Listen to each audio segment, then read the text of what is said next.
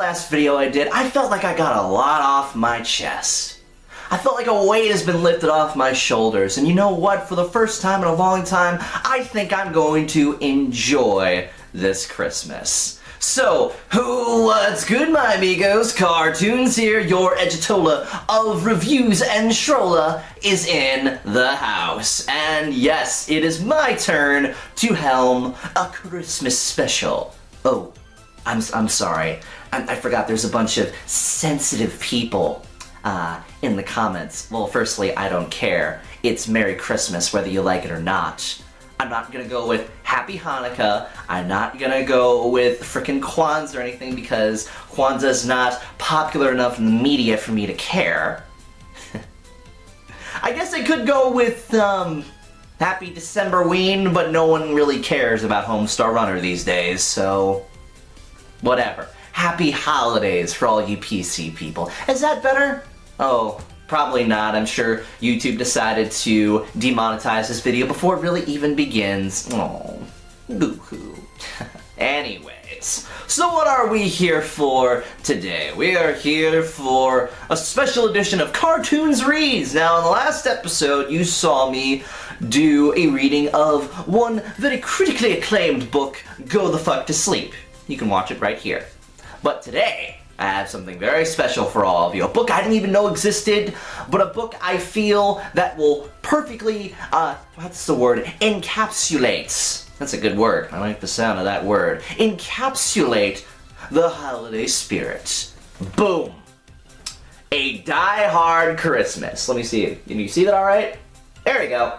It is a Die Hard Christmas. Now, for those of you that say that Die Hard is not a Christmas movie, beg to differ, because there's a book about it. Oh, it's a good book. The Illustrated Holiday Classic.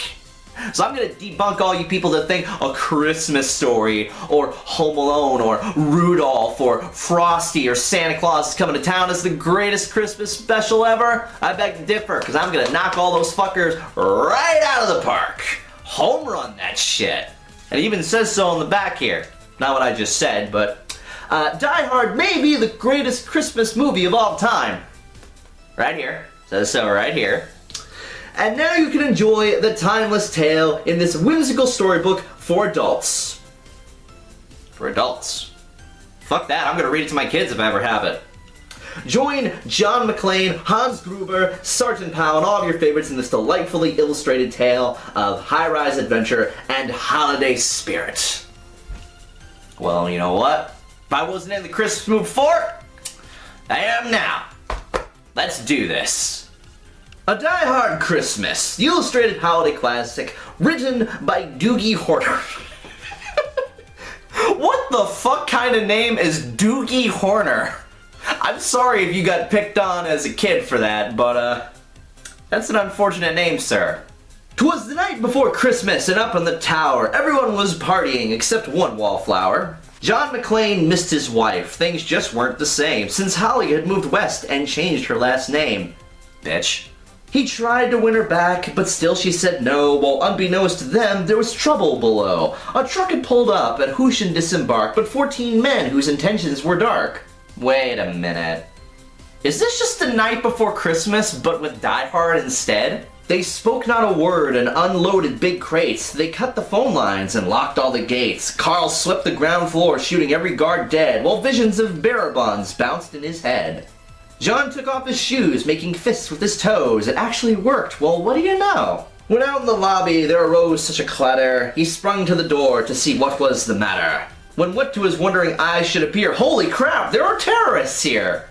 The war on Christmas, let me tell you. John hid under a table where no one could see and watched Hans question Mr. Takagi. I'm going to count to 3, there will not be a 4. Give me the codes to open the vault door. I don't know the codes, so go ahead and shoot. Okay, said Hans Gruber, and ruined Takagi's suit. Damn. It's a little vicious, don't you think? Showing that kind of stuff in it. Well, it's not really a kid's book, but, you know, it says it is an adult's book. But between you and me, this would be a great kid's book. John tried to call the cops by pulling an alarm, but instead called the bad guys who tried to cause him harm. But John killed Tony, who had very small feet, and sent him to the terrace as a Yuletide treat. He put a sand hat on the German and eyes all aglow, wrote, "Now I have a machine gun, ho ho ho." Carl was furious. Tony was his brother. He chased John across the roof and they shot at each other. John was able to escape through the ventilation shafts. "Come out to the coasty side, we'll have a few laughs." I like that line from the movie, that's pretty good. At Nakatomi Tower, Sergeant Powell appeared. He checked the whole lobby and saw nothing weird. He was pulling away but didn't get far before Marco landed on the hood of his car. Powell drove away backwards, screaming in fright. "Welcome to the party, pal," John yelled with delight. Can we just point out how, like, hilariously horrified, like, Powell looks in the car. He's just like, "Oh shit, dude, someone just landed on my car." I don't know why, but I just find that very amusing. More police arrived, the FBI and a SWAT team, but Hans didn't mind. It was all part of his scheme. More rapid than eagles, his henchmen they came, and he radioed and shouted and called them all by name. Oh fuck, are we going into this? Really? Now Eddie, now James, now Franco, now Uli, on Fritz and on Carl, hair long and unruly. Damn, that was a really good rhyme. Props on you for that. They shot the SWAT tank with a surface-to-air missile and knocked it away like the down of a thistle. The fuck is a thistle? Now John McClane was angry indeed. He blew up 2 terrorists and called them jerkweed. Elias told Hans, "Booby, I'm your white knight." Hans shot him dead, giving the hostages a fright. And nothing of value was lost. Hans went to go check on the explosives fuse and saw that poor John wasn't wearing any shoes. John fled from Carl and Hans, but alas, he had to run barefoot over sharp broken glass. His feet, how they hurt. His soles, oh so bloody. Not dark? Interesting. John crawled to the bathroom and called his good buddy. John was weary and ready to throw in the towel until he got a pep talk from Sergeant Al Powell. Powell was chubby and plump, a right jolly old cop, and he trusted the cowboy and the tattered tank top. But a reporter was probing into McClane's life and revealed that Holly was actually John's wife. Hans quickly flipped over the gold picture frame. "It's a pleasure to meet you, Miss McClane." His clothes all tarnished with ashes and soot, John staggered to the roof, bloody and barefoot. The explosives were wired to the rooftop with care in hopes that the hostages soon would be there. You know, I'm honestly preferring this more than the original story, and Doogie Horner. First off, I'm still sorry that's your name, but this is really good so far, so props to you, sir. John warned everyone the roof would soon blow as the chopper strafed him with high-powered ammo. Around his whoa, okay, that's a pretty good image. I'm not gonna lie, this is exactly what I think of Christmas. You know, frickin' stockings and sleigh bells and John McClane jumping off a roof. That's appropriate. Let's go with that. That's our new thing. Put on a frickin' new holiday shirt. Buy it at your local Walmart. Around his waist, he tied a fire hose tight, and screaming an oath, jumped into the night. He dangled in the air and gritted his teeth, while flames encircled the tower like a wreath. Fiercely fighting his way back inside, John yelled out, "Hans!" He was done trying to hide. He limped to the vault like an old man on crutches, only to find Holly in his filthy clutches. John dropped his gun, put his hands on his head. It seemed he and Holly soon would be dead. But with a secret gun taped to his back, John shot Hans in a surprise attack.